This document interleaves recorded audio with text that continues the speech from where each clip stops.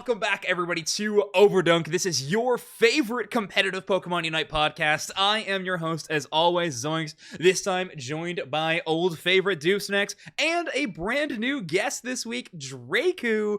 Dreiku, of course, a fellow caster in the competitive Pokemon Unite scene, notable Decidueye god, as well as has some of the best channel redeems in all of the Twitch community. I cannot plug those enough. Please go learn about animal facts in Draku's chat. But enough of my intro. Dreiku, please introduce yourself to all the viewers here watching.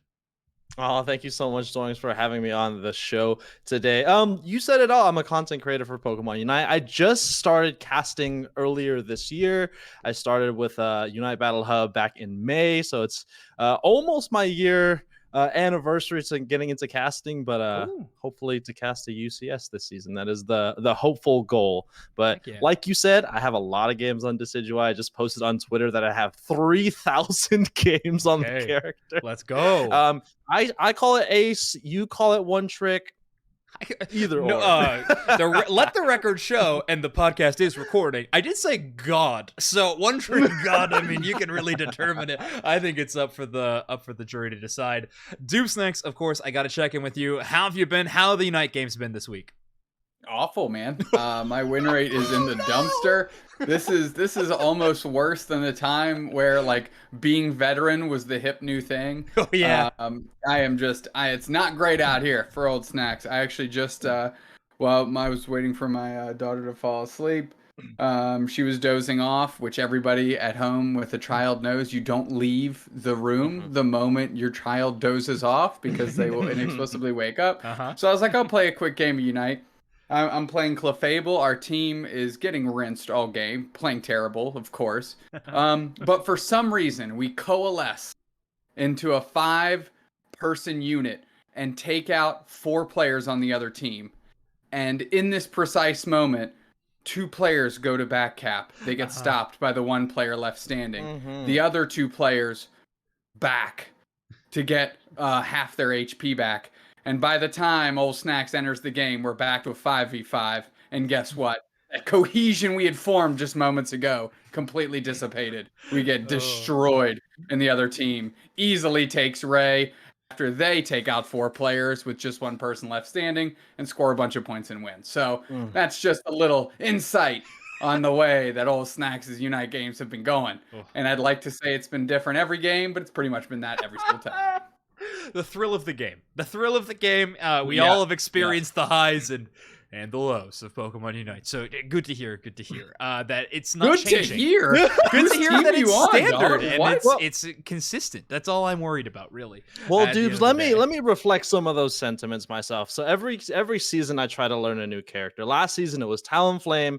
Actually just picking up Talonflame again, and then Venusaur because Venusaur just got the level 7 buff.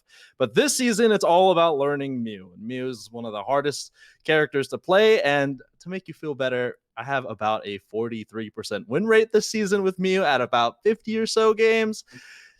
Mew is one of those characters that requires your team to kind of cohesively play together. You can't really take objectives. Your farming is kind of dismal. So I totally know what you mean. Yeah, my win rate on the season is 43% right now.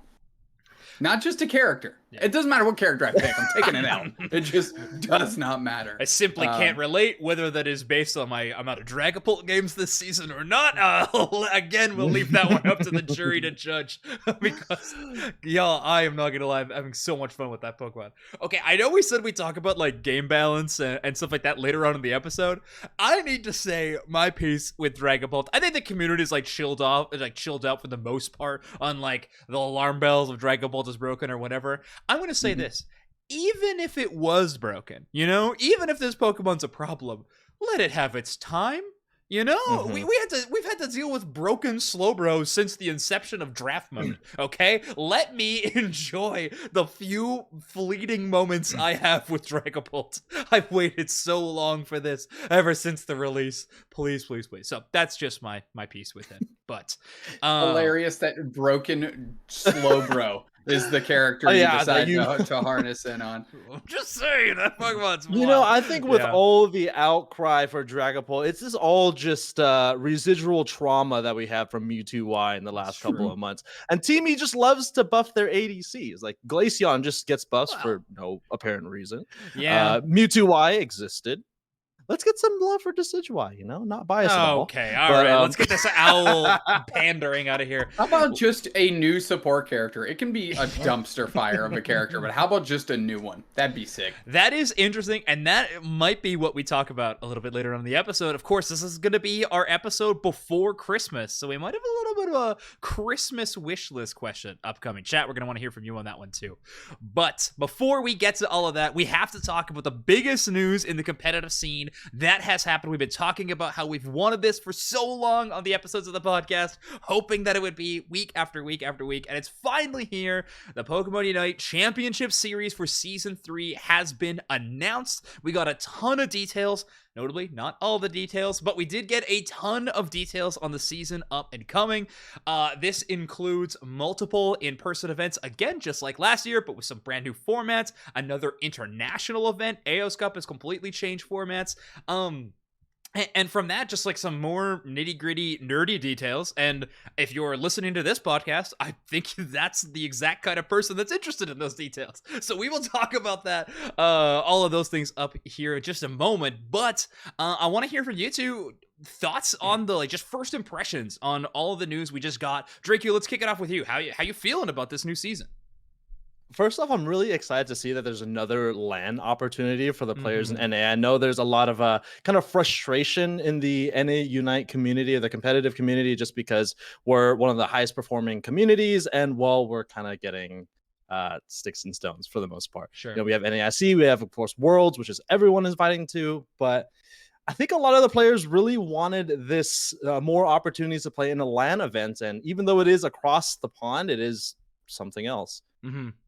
Yeah, I think it's sick. Plus, we're also going to have a LAN event at NAIC, which is also something we'll be talking about too. Another open qualifier option. So, yeah, Michelle, just search Overdunk on Spotify. You'll find it. I'm sorry, I should make a Spotify command though. That is a really good note. I'll do that later. Dupes, next for you. First impressions on all the competitive news. I mean, I think it's great. I'm just so tired, dude. Like. I'm just so tired. Every time we get something like moderately cool, the first reaction and impulse everybody has is to just shit all over it like a bunch of pigeons. And it's like, please just let us enjoy this for like a half hour. Right? Yeah. Like this is amazing. Mm-hmm. This is a great thing. Like adding LAN events is not bad. Having a like a pseudo, Zoinks and I in our text back and forth, we kind of call it like a pseudo MSI. That's a big step. That like brings us into, the next level of kind of what legitimate esports kind of feels like, right? Like a global kind of mid-season showdown type energy. It's a good thing. The argument that the numbers of viewers or whatever will be down is just not true, because if it's an open LAN, all of those teams that show up to play in it are going to be there because of their competitor badge to watch. So I think we're still going to have a great spectator crowd. And I know this is very serving to the people with quite a lot of money. But like having people be able to travel and show up and play in EUIC, which is an experience that other games get to have. Yes, it's financially restricting, but also it's an opportunity for people to play some more and maybe never, some people will never get to play in a LAN, maybe this is their only chance to do that. I think that's super cool. Obviously, there's some drawbacks to things like this. I'm not ignorant to that fact, but like, if you can't realize that this is a huge, it's like, we just ran like the world's fastest mile, but people are complaining that our shoes were untied while we did it. Like, can we please just like focus on what's good, and we'll worry about tying the shoes a little bit later down the road. I think this is great. Obviously, I think it's, at least to me, it seems fairly evident that not all the information is out. So this thing could change. It could grow. It could shift. Obviously, we need the competitive format of it to hammer itself out. I'm speaking specifically to the EUIC LAN situation here. Yeah. So, like, I feel like we're we're just burning it down before we actually have all the information. So I don't know. I think it's sick. All right, let's talk about that first, because obviously that was a big point of conversation. I honestly, to your first point, I feel like the community consensus around it was like, I felt like it was overwhelmingly positive. There were, of course, a couple of big posts talking about maybe the negatives of it. However, I personally thought it was like pretty positive. But yes, I see what you're saying. So like I don't want to say the people that the people that have smaller voices. There were far more of them that were in the positive camp. It's when major voices step up and poo-poo on it. Naturally, people go like, blah, blah, blah, blah, blah, blah, and like, piggyback off that, which is, it's not great. Sure. Okay. I totally understand that. Okay, let's start from the beginning here, because podcast listeners, you might not be able to see what's on screen, things like that. So the AOS Cup has been completely changed. For the last 2 seasons, it has been the big mid-season tournament. It is offering a cash prize. It is offering as many championship points as a regionals was. So a huge value and emphasis put on this tournament for every season. Most esports work on a schedule similar to this, especially if you're running season-long circuits. You want some kind of spike of excitement in the middle and the end of the season, because it can be long. So you want to have some kind of tournament to do that. The AOS Cup, while still achieving all those same things, is going to be completely changed. So at EOIC in April for the AOS Cup, it will be a 16-team tournament. We'll talk about how teams qualify for that in a moment, but it will be inviting a top team from every single region that is in the TPCI umbrella via an online open qualifier in February. The top team to succeed in each of those tournaments will get a paid trip to London to be able to compete. Then the other side of that, there will be an open bracket at EUIC that anyone can attend and participate in, as long as you have 4 friends, or maybe you find somebody real fast. I don't know how fast registration will go. I don't know what that's going to look like.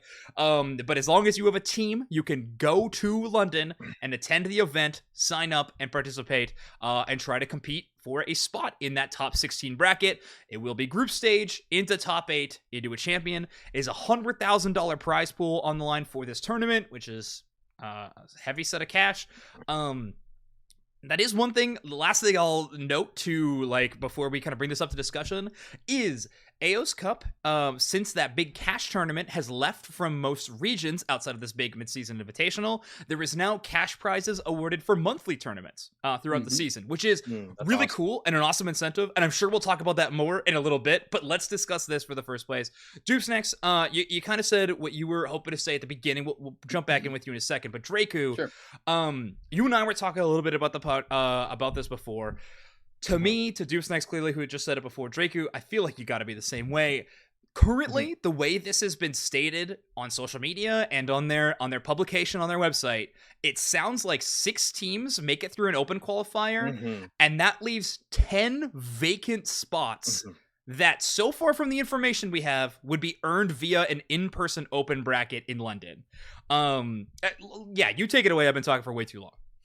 Yeah, I just feel like the representation is heavily going to be weighted towards teams that are going to be able to make it to EUIC. And even though Europe is already going to have one represented team who wins their regional open qualifiers, having potentially 11 teams that are able to make it to EUIC represented by countries or teams from Europe is obviously going to be very overrepresented of one particular region. So that's the one thing that I'm mostly worried about, is that there's going to be 6 teams. If you're not familiar with the 6 teams, North America, 2 Latin America teams, North and South. Europe is going to have their own region. BR, which I believe is Britain, and then the Oceania region. So that's the 6, and then that's plus Brazil. That's Brazil. Oh, Brazil. I apologize. Yeah. All good. Yeah. So that's the layout right now. To your point, though, one of the few drawbacks I think around this tournament is that EU loses their top 8 invitational, right? Where they have 8 teams from EU getting a paid travel award to participate in an event. That is a bummer. I personally think this is an okay trade-off, especially with the invitation to a close to them, depending on where you live in Europe, It can be difficult to travel, I understand, but Mm-hmm. they have an event that they could attend in the meantime. So this is always going to be, as long as it is held in EU, this mid-season tournament, I think it's always going to be favoring the host country. And there is precedent for that in not just esports, but just like global sports as well, right? So it's not the biggest detractor for me, but I do see where you're coming from. Dupes, next, any word on the qualification routes for this tournament for AOS Cup? Yeah, let me sound off here. So we see this graphic. Obviously, a ton of stuff going to be inferred. You know, naturally we think, oh, there's 6 regions. It only guarantees the winners. But like, it could easily be top 2. Like they're just saying in this, if you win your region, you're in. But it also can be like, yeah, but actually it's the top 2 teams. Or what they can do is they can add other regions. We don't know that. Like if they do the top 2 of the 6 regions, well then you're only getting 4 out of the open bracket. And then yes, it's still weighted to EU, but there's still a good balance across all these other powerful regions. So there's good representation there, even, you know, down to Oceania. So like, I think we're like extrapolating this too quickly without just thinking real quick that like we are bringing an international event to EU. To Zoinks' point, it does make sense that the region that lost their LAN play-in invitational paid thing gets a little bit of bend in their direction. But like, even if you just do like Brazil, US, Brazil, North America, EU, all get 2 and the rest get 1. Quick math, what's that? 6, that's 9, right? And then you get, you know, 7 out of this. Like, who knows? Like, I think this is great. I don't think there's going to be 10 open bracket teams. That's just not going to happen. That makes for bad visual Pokemon Unite. That's not a good event to be broadcast naturally. So like, I don't see why we would shoot ourselves in the foot after paying tens of thousands of dollars to get all these top teams in. That like makes no sense. So like, let's just take a deep breath and just get excited for what this can be. That is so true, but we do have to acknowledge the fact that none of that has been said, like, at this point yet, which is, I personally think, like, that's a bummer. I mean, sure, they're probably being restricted by something. If there is more information to come, if this is the format that it is, we'll deal with it. It'll be an exciting event. I do think it'll have intrinsic problems. It will still be exciting and a cool event. It will just be talked about differently, which is a problem to deal with. So I am disappointed that it feels like we're getting half the information, and nowhere does it say more information to come on this event. It does say in the news article a few times saying there's more information to come on things like prizes, especially for the monthlies, which we don't know the payouts for those, and things like that. I just wish they would have added the like just that clause here, because as read right now, this is what we're seeing. Because right here, an online qualifier will be hosted in NA, EU, Latin America North, Latin America South, Brazil, NOC. The first place team from each region's qualifier will earn a travel award and direct advancement to the group stage of the AOS Cup. Doesn't say anything else about any other placement. I mean, that's if we can go back to that graphic really quickly. There is one area that I think needs more clarification, because this is very clear. There's going to be one winner for each of these regions, which again adds up to 6. It's the second item on route to have a top place finish. What exactly does that mean? How many are they actually taking? Right. Because if we're just doing some simple, you know, division or subtraction, 16 teams, 6 of them from regions, the other one's going to be 10. So we're kind of extrapolating where these placements are going to come from, and that's where we need more of the information. Listen, I agree with you. We are extrapolating based on the information we have, and it does feel like, to me at least, not all the information is there. But at like going back into the annals of Unite history, when have we ever gotten complete information on time? So like, I just don't understand how this is something we're not used to by now. I mean, I feel like I'm used to it, but I feel like the conversations that go around every single announcement feels incomplete, and therefore we get the same, like, was it an Urboros, like the snake that eats its own tail, right? I feel like we do that every time there's an announcement. Unfortunately, this shouldn't be normalcy, right?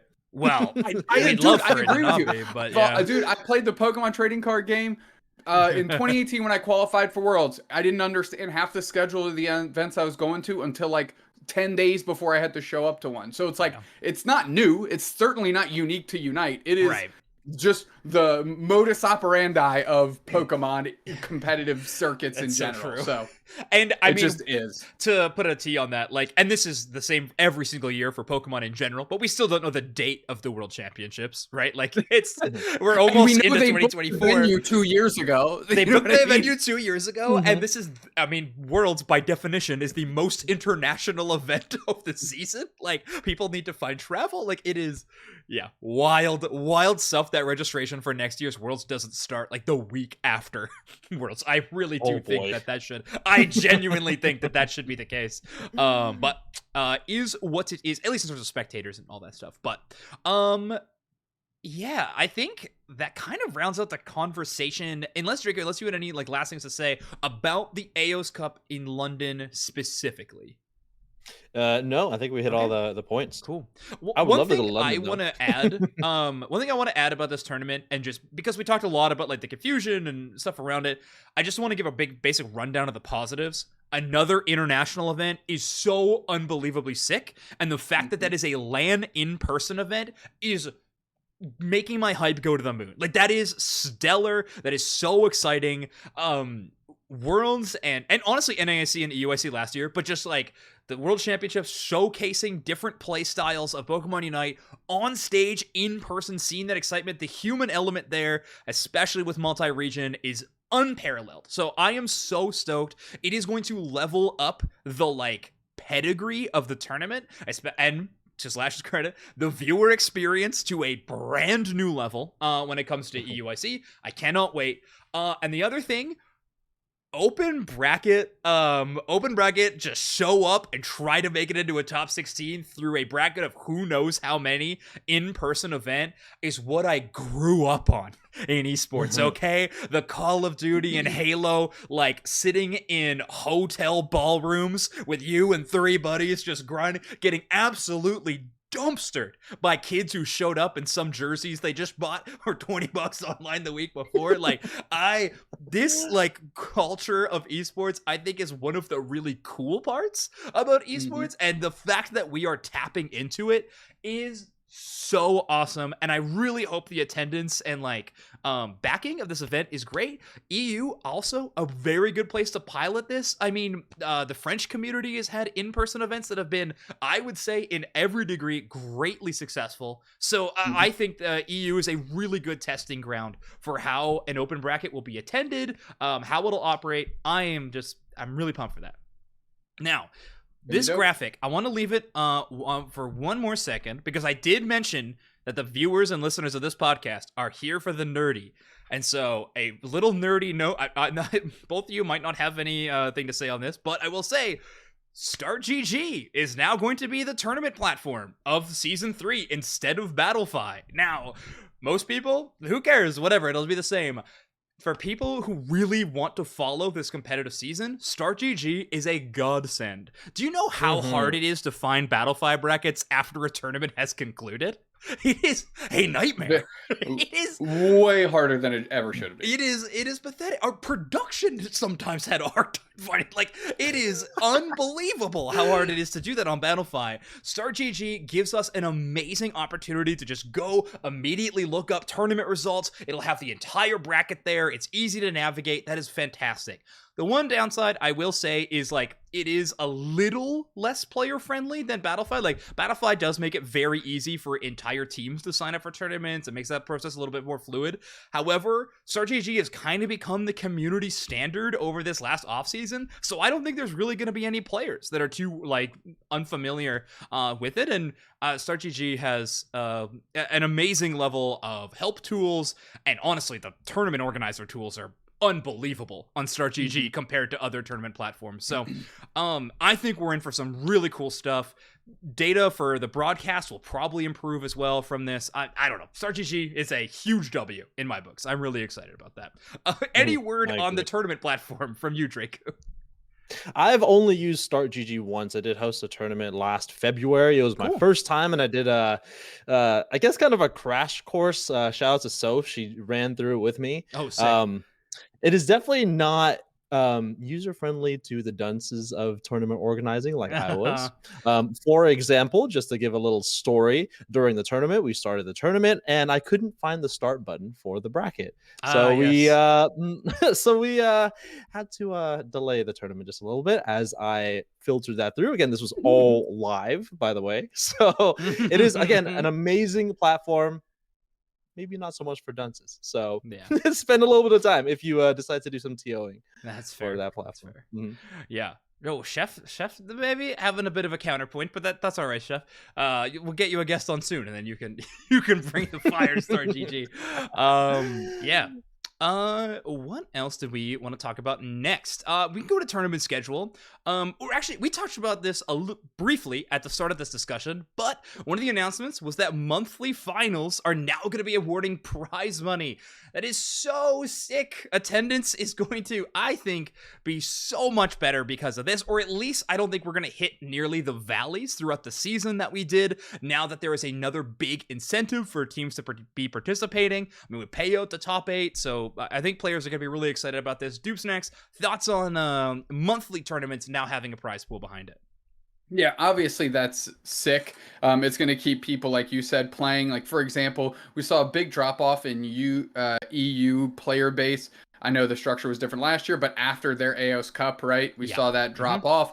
But this is a great way to keep teams invested because there's still something to play for, right? And I think that's definitely a good thing. I think the pacing is great. I think making the beginning of the season matter more because it's who's going to be going to the AOS Cup is also sick. So like that's a huge, like that like gets the season started off with a literal bang, right? Because it matters off like out of the gate. So that's all incredibly exciting. So I mean, I am ecstatic with how the schedule's laid out as of now. Oh, we didn't even talk about that factor. I am so pumped that AOS Cup winner gets a spot at Worlds. That is yeah, lit. that is massive. Now, okay, I will in saying that, I do need to publicly state that in the past, I have been very hesitant to that idea. I didn't really think it made a lot of sense. Like, I mean, in season 1, what if TTV like won AOS Cup, right? And they got qualified for Worlds, like by far the biggest source of viewership for like the NA tournament scene and everything like that. All of a sudden, they just don't participate in your tournaments anymore. Ooh, that's a bummer. However, now there are so many other parts of monthly tournaments that have become incentives. Championship points are way more important these days in terms of seasons, as well as monthly prizes. I just think we've supplemented it enough that even if your top level team is just qualified for Worlds and maybe is still entering just to collect prize money, or even if they're not, like I think this is a good spot to be. A world spot on the line is the perfect amount of stakes. I am so pumped. I'm also pumped that it's only awarding one world spot because that is so cutthroat and so sick. That is gonna be awesome. I can't wait. But okay, Dreiku, any thoughts on monthly finals awarding prize money? I think obviously more money, more better. Everyone loves a little bit more prize money, but I think one thing that's going to be really important going into, with the AOS Cup and with the monthly finals is that there's going to be a lot on the line really early on. And so we kind of talked about this early on. I'm sure we're going to talk about it a little bit more, but these teams need to be set going into the new year. And so since we have our, one of the hugest tournaments of the year already in February, that is the AOS Cup qualifier, it's going to light a fire under these guys' butts. Yeah, it's gonna be intense. I'm excited to see if teams take this that seriously, or if teams are still figuring it out. I mean, no matter what, there's going to be some leveling out of players and teams and things like that at the beginning of the season. But it's certainly an incentive to put that on fast forward and to see some amazing talent emerging and working together right at the start. That's going to be awesome. Another open event also got announced, not just EUIC. Obviously, that's the first one. That's the most, it's a new international, so everybody's been talking about it. But NAIC is also getting the open bracket treatment. So, North America Regional Finals will continue to take place in North America International Championships, NAIC, this season. Additionally, there will be an open bracket tournament featuring exciting prizes. Stay tuned for more information. I love that sentence. I wish they would post it more. Now, if I scroll down here to the to the season schedule, and I take a look at the regional championship finals, or the North America regional finals. It lists championship points, cash prizes, participation prizes, and of course, Worlds invites, which is the same as it was last year. First place at regional will get that automatic pass to World Championships, then the 3 remaining people with the highest CP. We don't know the full Worlds qualifications format this year, but we'll see. And then the open bracket, the final stretch, is listed at participation prizes and Worlds invitation. Ooh, So That's sick. That's- It's like an yeah. LCQ, dude. it is. It's what it sounds like to me. It literally is, right? Like it is an LCQ. It is in June. We do not know. It also has listed the exact same dates as the North America Regional Finals. Now there are distinctives between these two, namely there are no cash prizes for the final stretch. It also doesn't list championship points, which is really interesting. So, okay, let me break this down. If these two tournaments were to happen at the same time, at the exact same time, like if we didn't have something like EUIC where you do the open bracket first and then qualify into the top 8, obviously it's a different format. So if these events happen at the same time, a team that places 7th or 8th in the, or 6th or 5th or whatever in the regional probably will not have the opportunity to join the open bracket. Maybe they will. I'm just, from what I'm understanding of like the dates being the exact same, I don't see how that would be an option. However, they will not earn championship points for their placement in this bracket. So the open bracket, the final stretch, or this LCQ, whatever, it's got a lot of names. I guess we're just giving it one, but literally it is all or nothing, qualify for a world spot. Or it says invitation, no plural. So that is only giving one world spot. And if it is anything like the EUIC one, it is open to any region to participate, or at least any TPCI participating region. That's crazy. That is insane stuff. So I just gave all the information and a little bit of my thoughts. Dupes, next, to start with you. Thoughts on open bracket, the final stretch, the LCQ. I think it's great. I think the thing I want to harp on is what you pointed out, that there's no championship points for the final stretch, and that makes a lot of sense, right? And just an example I'm going to come up with off the top of my head.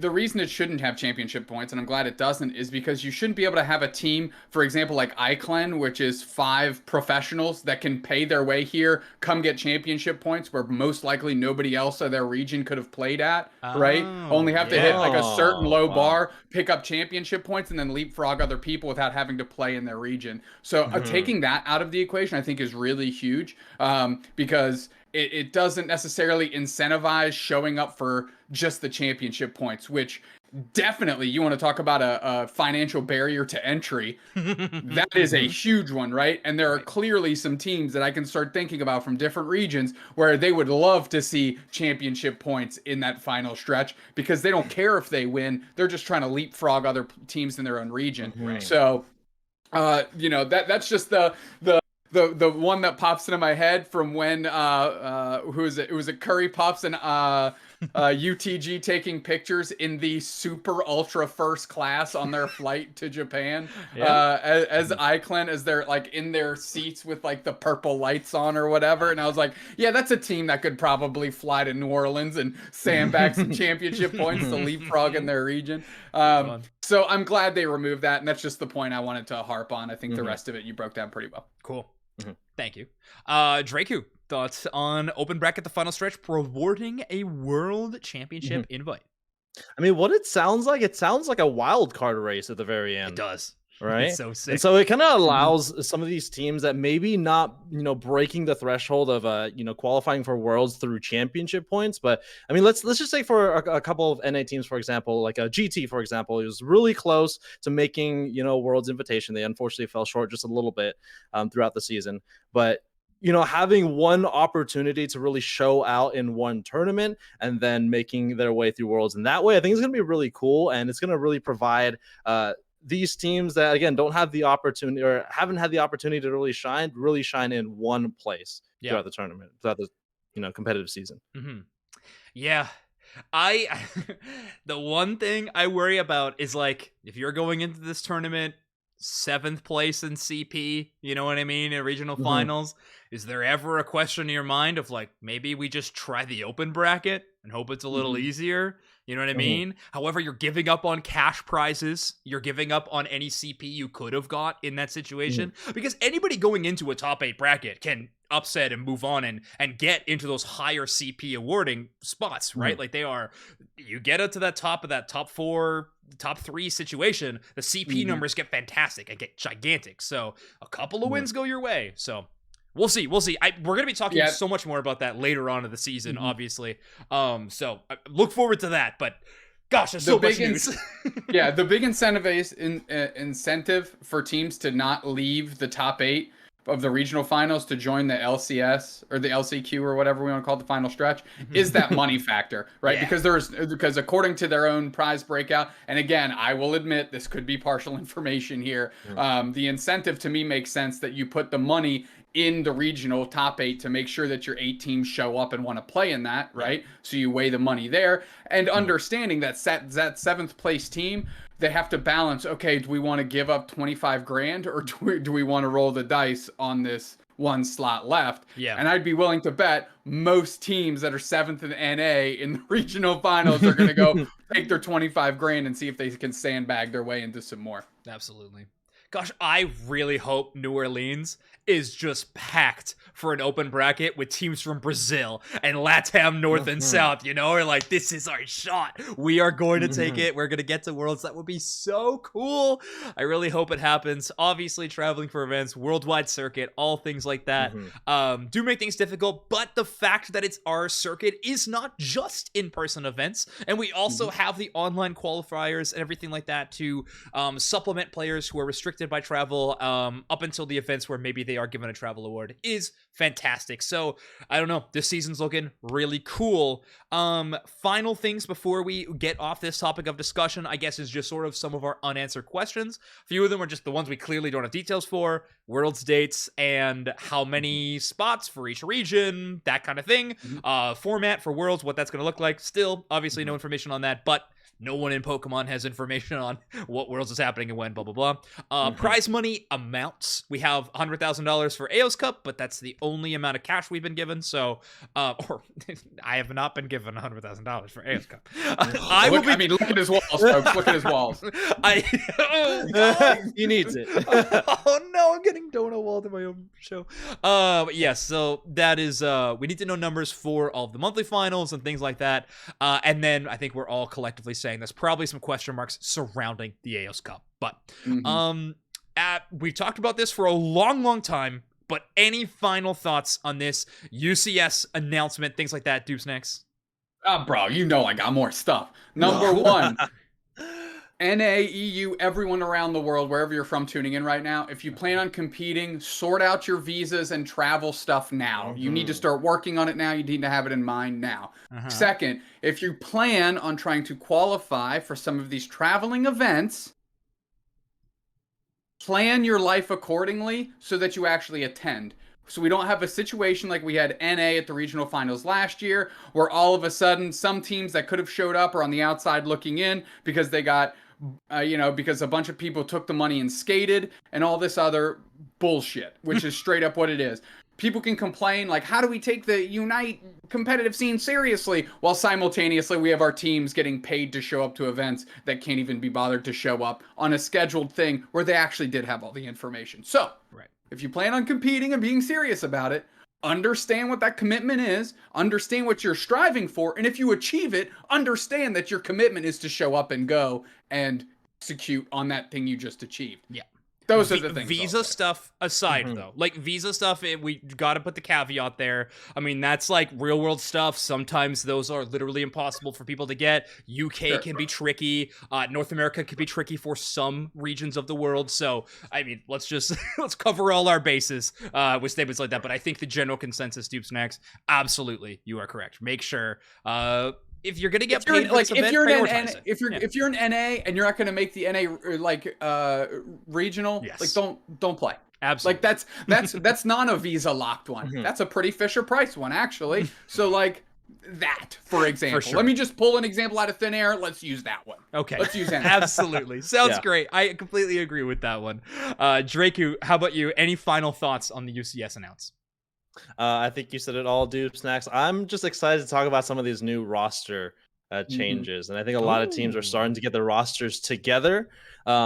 I don't want to, move the segment on here, but this is great. I'm gonna put my feet yeah. up. This is awesome. I don't need to host the show. Dreiku, take it away. What are these new rosters you want to talk about? No, there's one event that I'm keeping my eye on. It's this Unite Champions League. It's very it's mirroring a lot of what Kella's doing in the OC region. There is kind of a round robin going into a top 8 double elimination bracket, but this is going to be hosted in January. And this, other than the event that you're hosting, I feel like this is going to be a very good barometer tournament to see how well your team is doing. And I feel like these are going to be more solidified rosters going into the UCS season in 2024. Yeah. We're going to be seeing a lot of those teams from North America in that tournament. Yeah, I believe, Dreiku, I think you're going to be casting a bunch of those games.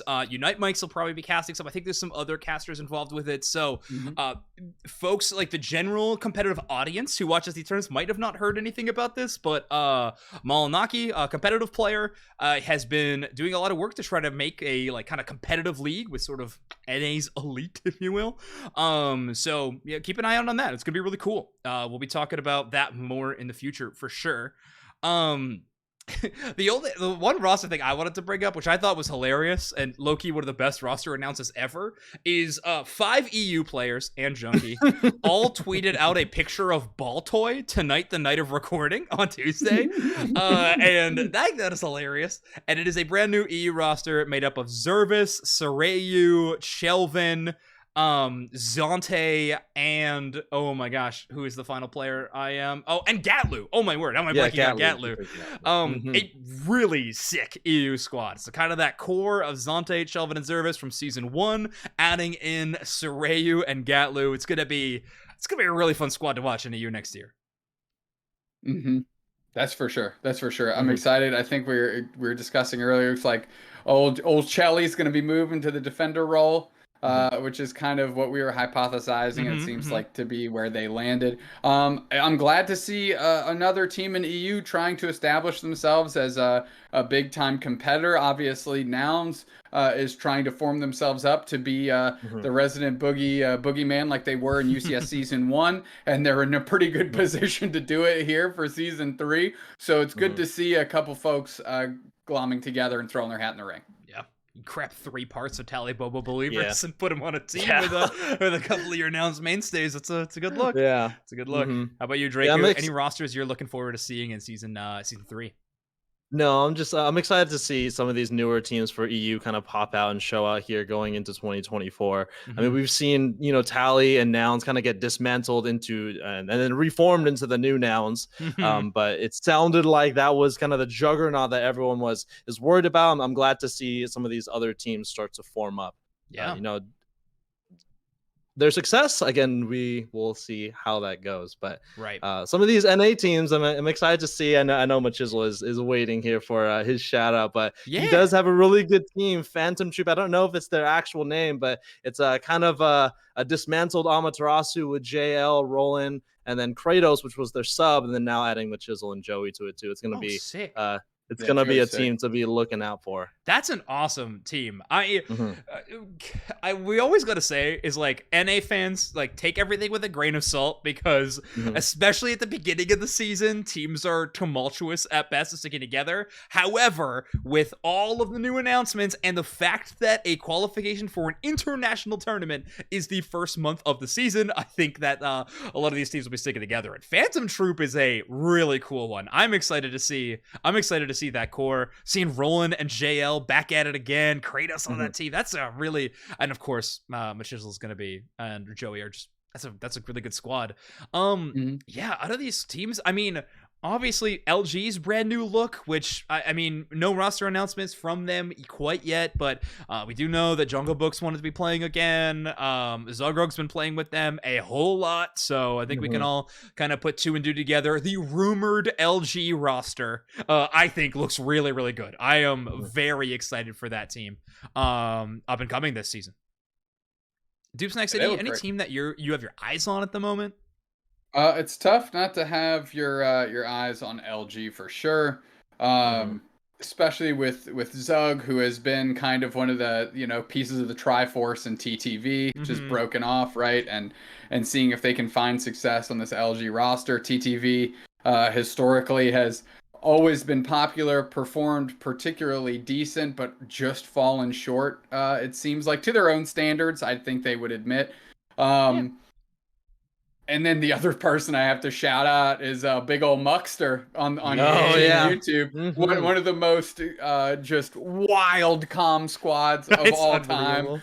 Just it's absolute pandemonium in there. And Muck, I don't know if it's an oil and water situation, but just knowing Muck's personality and knowing what those comms sounded like pre-Muck and what they sound like now with Muck, it's just hilarious. And I think YouTube is without a doubt going to be one of the most fun team to watch this year, without a doubt. Yeah. I'll be quite honest. I have not heard YT's comms before tuning into one of Muck's streams, but it's 10 minutes of flapping gums at each other. It's so funny.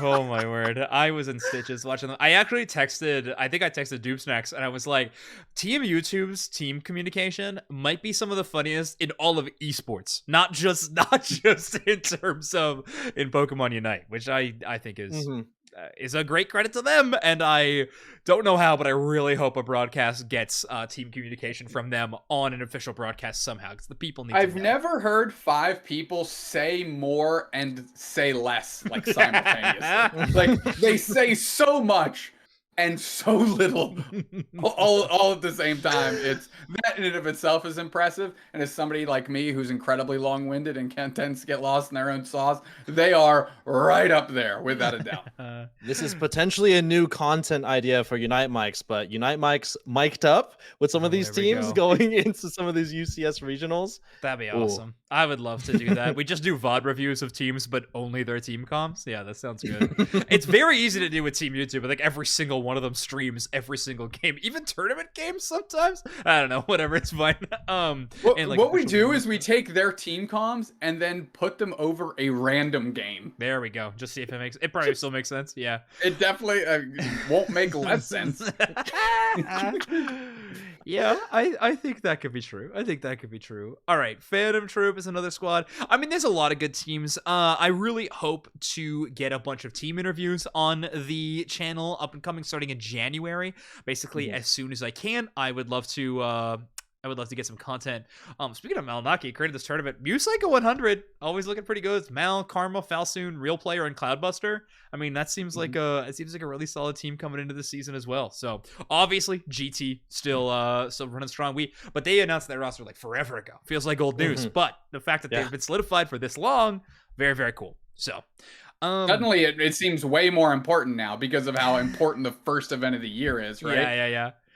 Exactly. That's exciting. Yeah. Completely. There's one last little note for me. As you're putting these teams together, also think about the name you're going to select as well. I do know that a lot of these players love to swap around their names, especially from regional to regional, from tournament to tournament.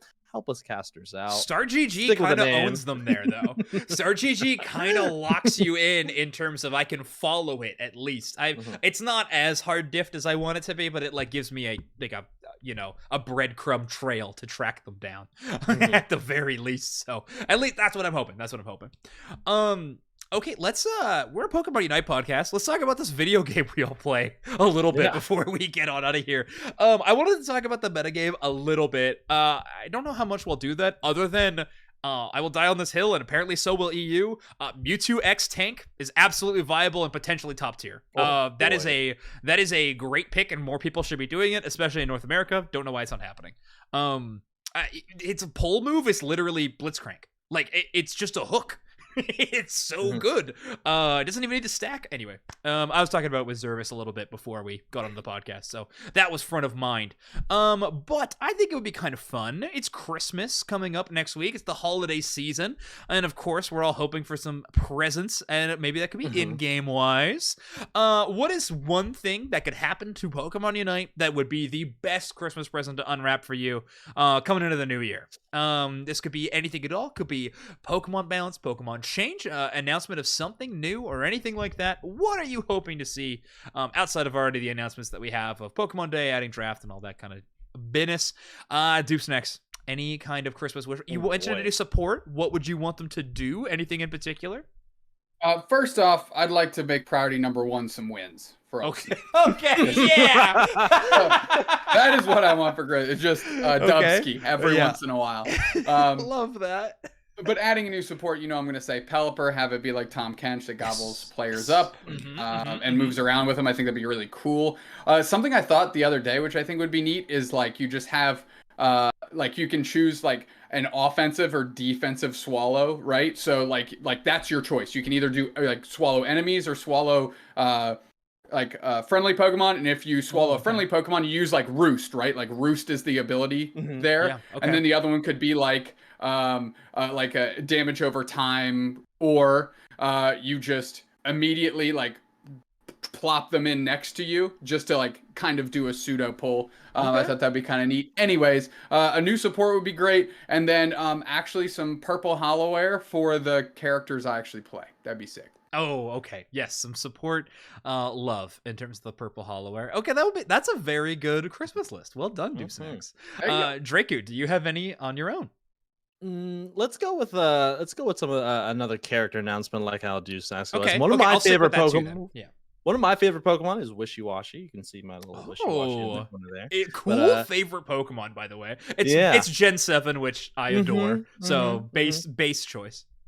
I think it'd be really cool. I think the effect would be very similar to how it is in the main series game. When it starts out full health, it is this large force to be dealt with, but once it gets down to like 25% or so, again, you lose that value because it becomes a very small fish, very small and sad fish. But I think it would be really cool. The Unite move would be something like getting all of your fish together and having like a ton of DPS in a certain area, kind of like how you're at school. Yeah.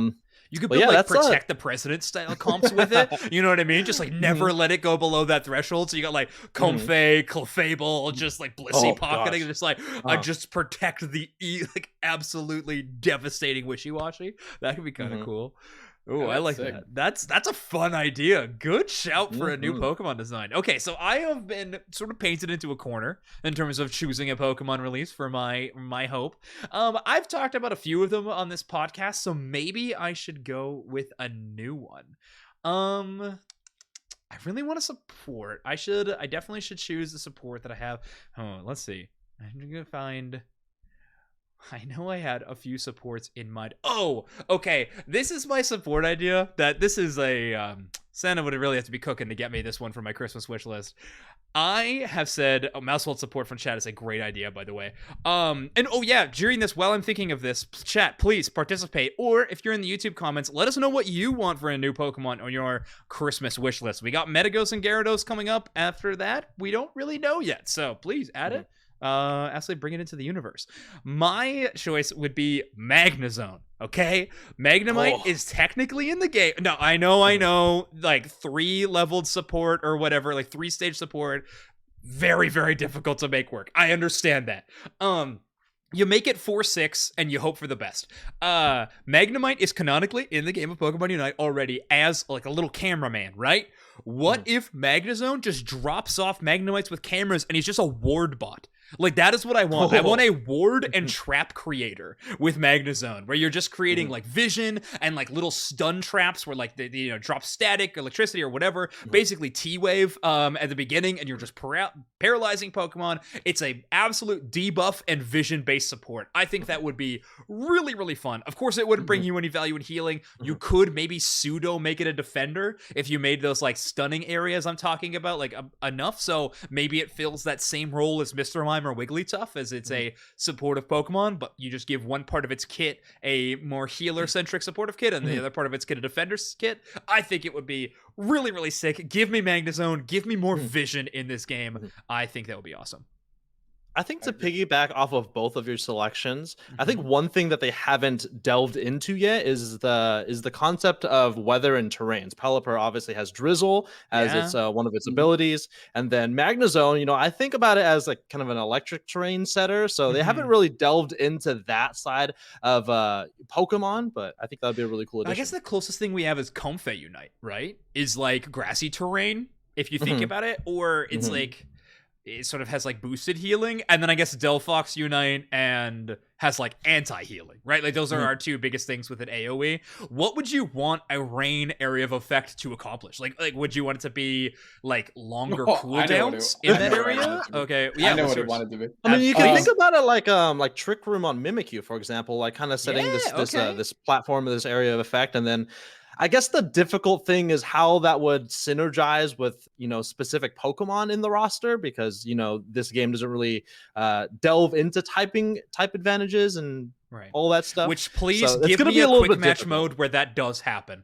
I am that's my Christmas wish. Please give me a quick mode where type weakness happens. It would be insane. Doopsnax, you had an idea for rain setters. Yeah, so if you have Drizzle, it either obviously slow would kind of be like an evident one, but I think what would be really funny is if it's a big area effect and it makes enemies move like a running Greedent. Like where it slides, where like your enemies, and it just becomes like chaos for your opponent to control. I feel like that needs to be hail then. Well, no, but ice effects are already in the game, right? And they just slow you. Like ice effects just kind of slow you until if you get hit by all the ticks and it fills your little snow meter or whatever, it happens. So yeah, we don't have like a slippery effect quite yet. I think just like conceptually that seems very funny. It'd be so frustrating. I think it would be good. I would like it to be cooldown based if it was rain. So like maybe it like gives you a slight percent cooldown reduction on Pokemon's moves inside that area. Like it just becomes like Water Urshifu's best place is a Pelipper just constantly making AoE rain, and then like Blue Shifu just gets to charge in and go nuts. I think that would be kind of cool. Without Unite move. Yeah, exactly. It'd be so awesome. But yeah, okay, those are all really good ones. Did anybody see any from chat that they were like really excited about? Ooh, Tentacruel Defender is a really cool one. Damage over time effects have been very slowly added to Pokemon Unite. I'm wondering how like afraid they are of those moves. Yeah, I guess, yeah. Damage over a long time. Yeah, anybody else see any from chat that they were excited about? Mousehold support is cool. Yeah, Mousehold support. Just Spiritomb. I think there's like a lot of creative runway with that. Okay. That was mentioned by Dextrodome. I just think there's like that could go in so many different ways. So I think Spiritomb's a really good shout because of Spite and all that stuff. How that works, I think it's pretty cool. Yeah. Yeah, I think Guzzlord, I see that in the chat from that guy. I think that's a really good. That's actually my favorite Ultra Beast, is Guzzlord. By the way, if you've never heard of a Guzzlord's Cry in the Japanese version of the anime, I highly recommend you do so. It's very good. Am I going to ruin my life by doing this? You should. It's actually really funny. I'm not going to do it on the podcast, not for any reason other than just I just don't really want to put in the work to get it. But it is very good. I still think the Reggies in the anime have the best call of all time. I think they make me laugh so much. But yeah, Guzzlord basically just screams and warning to anybody with earbuds on, I suppose. But yeah, I think that is going to bring us to the end of our episode. I think that was a really good, packed full of content episode. Wait, is that real? It is. Your face. Oh my gosh. All right, viewers, that's your homework. Please go watch that video and then come back and comment what you experienced after hearing Guzzlord's Japanese anime. Oh my gosh. Oh my gosh. And okay. Love it. All right, so we're going to be closing up shop here in just a moment, but we do have a few things to shout out. Obviously, Cloudbuster just showed up in chat. First of all, thank you so much. You're the coolest person in the Unite community. I think you know that already. But they are creating a very cool exclusive Unite Mike's branded t-shirt. I think it's so sick. It's gonna be it's really, really cool. That's going to be coming out very soon. The proceeds of which are going to be helping us fund a tournament in January, which is a month already so full of Unite tournaments, but we're going to try to have another one. We're tentatively calling it the run-up right now, so keep an eye out on socials for that. Of course, the best place to follow us on Twitter is just at Unite Mics. Same thing with the YouTube channel and all that stuff. That's the best place to go see, because that's where we'll be posting all the new information. Other than that, Dreiku, anything that you'd like to plug before we head out of here? No, I think you said it already. I will be going live in just a little bit. I think Zoinks and I are going to be running a little bit of ranked. Oh, Dudes, yeah. you're more than welcome to join. Yes, I'm going to be 100% in. Heck yeah. carried I by love that Zoinks. energy. Okay. Mhm. Well, okay, hold on. Let's You be said the race trepidatious. to Dragapult, and I gave that green light to you. All right, Okay, well sounds good. then I'm playing Sableye. Okay, cool. Perfect. All right, well, everybody He's go like, watch okay, us cool, on Drake's you're not stream at invited. just a moment. Awesome. Yeah, I didn't know you were gonna fight Dubes next to this. Okay, Deucex, anything that you would like to plug before we finish up this show? Nah, you got it, dog. I'm good.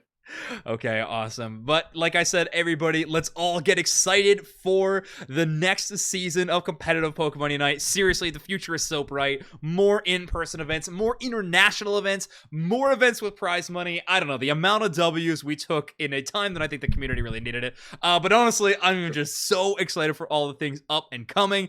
It is going to be awesome. And of course, Overdunk Podcast, Unite Mike's channel, we're all going to be with you every step of the way. Last thing I'm going to say before the end of the episode, I'm so sorry I said I was going to end, but I'm not going to right yet, because everybody, we have chosen the permanent third co-host of the show is going to be filling in Ven's spot. They're not going to be joining until after the holidays, but make sure to tune in Find the out new next year. time. Well, next time, or maybe just next time. I'm not Next sure what episode. happens, but after the holidays, we have a very awesome person joining. I cannot wait, so I know you can't either. We'll see you all later. Bye-bye.